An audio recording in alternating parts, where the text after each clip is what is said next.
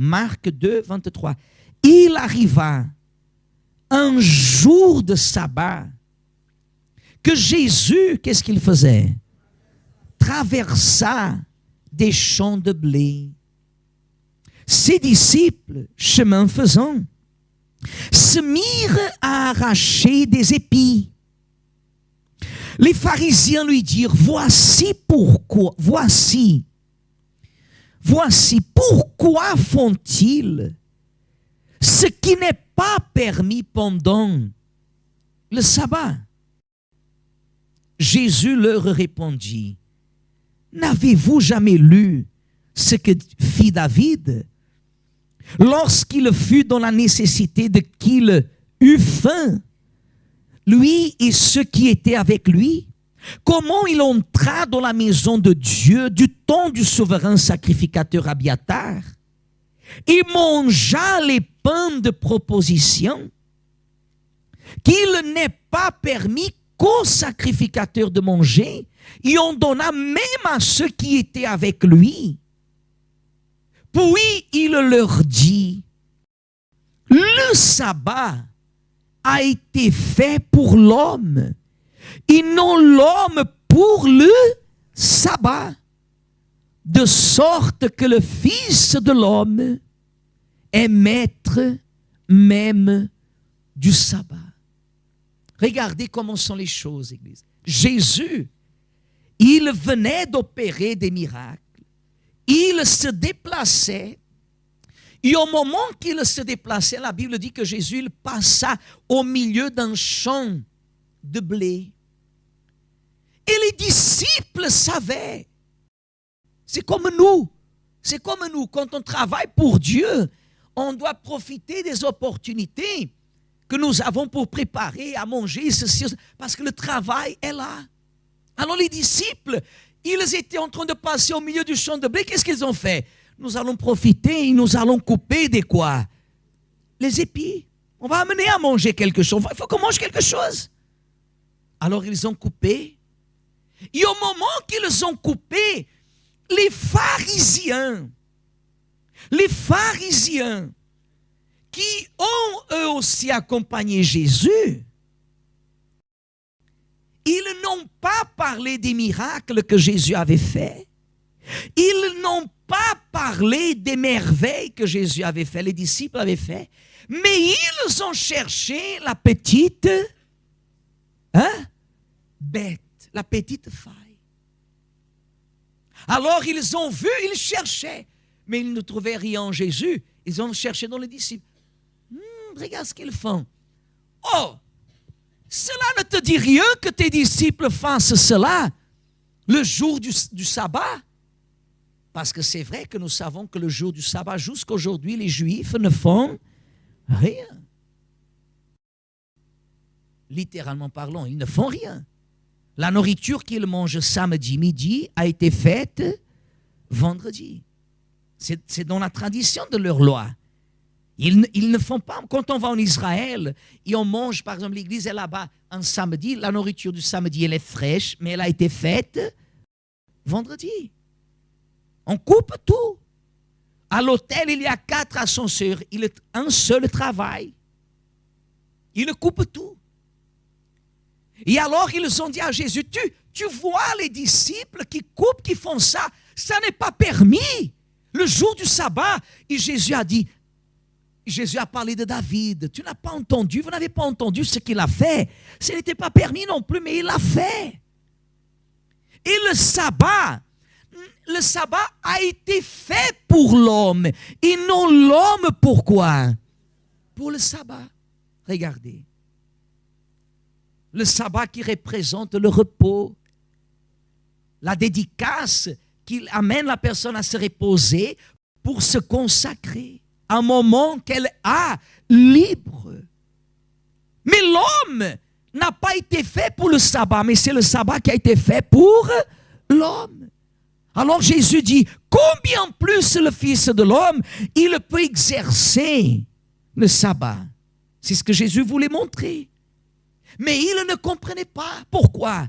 Qui était là mercredi? On a parlé à ce sujet. La différence d'avoir la la lettre et avoir la parole. Ils avaient, qu'est-ce qu'ils avaient? La lettre. Jésus avait la parole. La lettre tue. La parole du salut, c'est esprit et vie. Il avait la lettre, ils avaient la lettre, Jésus avait la parole. Alors regardez la différence pour ceux qui ont la lettre et pour ceux qui ont la parole. Regardez la suite, chapitre 3, verset 1. Jésus entra, regardez le mot, de nouveau, qu'est-ce que ça veut dire?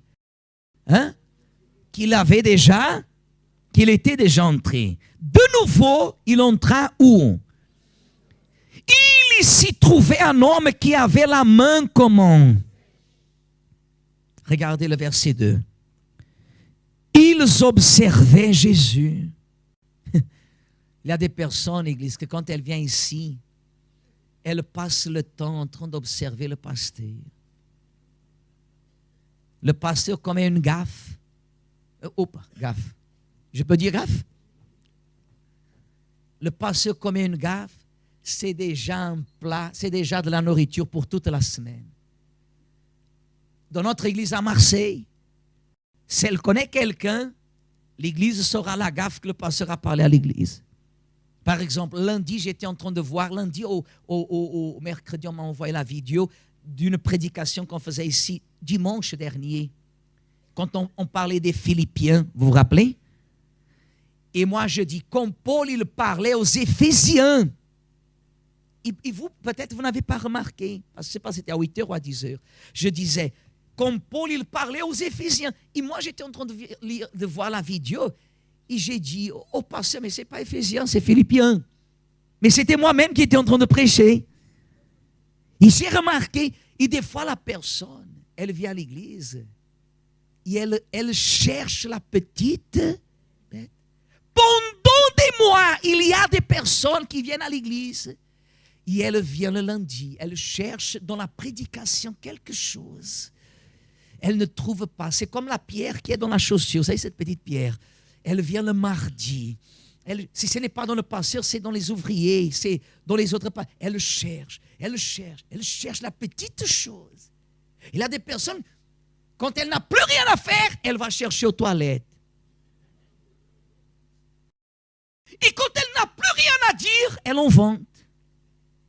Pasteur, il y a une chose que je voulais vous dire. Ça fait tant de temps que je viens ici à l'église et ça a été, j'avais gardé jusqu'ici.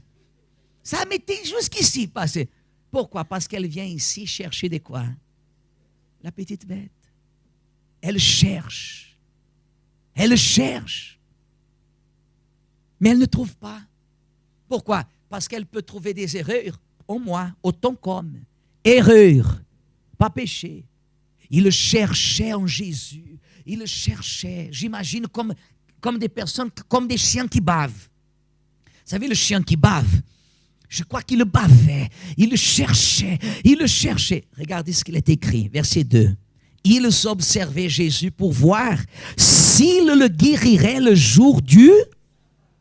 C'était afin de pouvoir quoi faire? L'accuser. Verset 3. Jésus dit à l'homme qui avait la main sèche, lève-toi. Là au milieu, vous voyez aussi que Jésus n'était pas facile. Hein? Pourquoi? Parce que c'est comme ça, Église. Quand on a la vérité, on ne la garde pas dans notre poche. On ne garde pas. Quand on a la vérité, on parle d'une façon mesurée, polie, respectueuse. Respectons notre prochain comme à nous-mêmes. Regardez le pasteur. Mais on ne peut pas se taire. Et moi, je ne résiste pas à ça. Jésus, il a vu, vous voulez m'éprouver, d'accord. Il a cherché. Il a trouvé l'homme qui avait la main. Toi là, lève-toi au milieu. Ne te mets pas à l'écart. Ne te cache pas, mets-toi au milieu. Jésus n'était pas facile. Hein? Il y a des personnes qui réclament du pasteur. Verset 4. Puis il leur dit, est-il permis le jour du sabbat de faire du bien ou de faire du mal? De sauver une personne ou de la tuer? Mais qu'est-ce qu'ils ont fait? Qu'est-ce qu'ils ont fait? Gardez le silence. Verset 5. Alors, promenons ses regards sur eux avec amour. Pardon? Pardon? C'est pas amour? C'est pas tendresse? C'est quoi, Église? Indignation. Comment est-il possible, ce pasteur-là, il est très méchant? Ah bon? Jésus les a regardés avec un regard comment? Indigné. Comment c'est un regard indigné, pasteur Santos?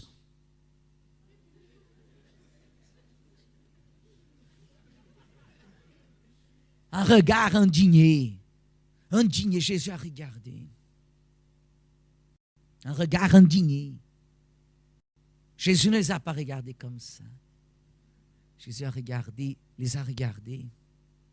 Dans d'autres termes, vous allez entendre. La Bible dit, avec indignation, et en même temps, affligé de l'endurcissement de quoi? Il dit à l'homme, étends ta main. Il l'étendit. Qu'est-ce qu'il est arrivé? Hein?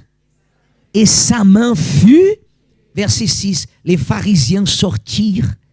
Et aussitôt, ils se consultèrent avec les Hérodiens sur les moyens de le faire. Alors, Église, leur inquiétude n'était pas le Shabbat ou le sabbat. Leur inquiétude, c'était de faire périr Jésus. Comprenez pourquoi l'Église, elle dérange. Comprenez pourquoi le centre d'accueil universel dérange dans le monde entier.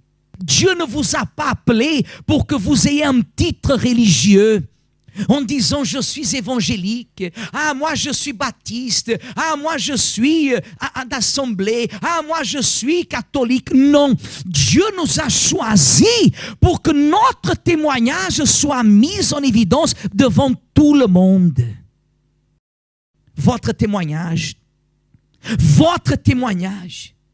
votre vie. Il était dans la synagogue qui représentait la maison de Dieu. Il était là, il a la main toujours comment? Sèche. Qu'est-ce que Madame Marie-Grâce disait dans son témoignage? Que lorsque on l'a amené à l'église, et le pasteur là-bas, on dit comme ça, ne faites pas ça, Dieu vous aime, abandonne ça.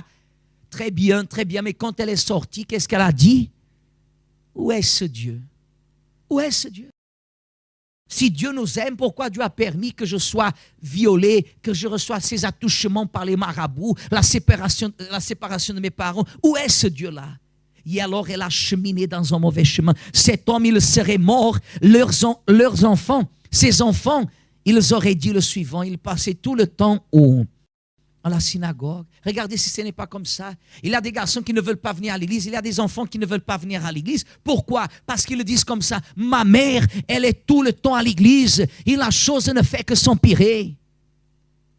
Pourquoi ça? Parce que la personne, église, regardez le pasteur, elle a peur d'être mise en quoi? En évidence.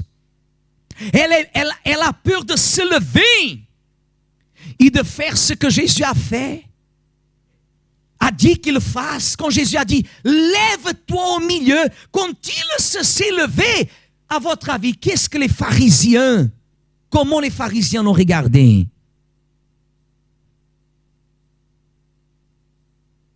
Certainement, quand il y a un témoignage, comme la sœur disait, que quelqu'un de sa propre famille a fait des attouchements sexuels, il y a des personnes qui sortiront d'ici, diront comme ça, pourquoi elle a témoigné ça? Pourquoi elle a dit ça? Elle n'aurait pas besoin d'entrer dans les détails, mais c'est dans les détails qu'on fait la différence. Ces détails-là. Quand elle a dit que dans son mariage, il faisait recours à des vidéos pornographiques pour apprendre. Vous pensez que c'est la seule? Ce n'est pas la seule, Église. C'est un problème mondial. Elle n'a pas eu honte. Elle n'a pas eu honte. Et lui non plus. Parce qu'il aurait pu dire comme ça. Hey, chut, chut, chut. Mais non. Ils sont venus ici à l'hôtel. Ils n'ont pas eu honte. Ils ont témoigné. Ils ont témoigné. Quand la personne, elle accepte ce que Jésus parle, elle étend sa main vers qui? Vers Jésus. Elle étend la main. Il aurait pu baisser la main en disant comme ça, qu'est-ce que les autres vont parler à mon sujet? Il a étendu la main parce qu'il a cru et il a obéi. Cette main sèche, elle a été quoi? Elle a été guérie. Elle a été guérie. C'est ça qui fait la différence. C'est de savoir écouter ce qui sort d'où? De l'autel.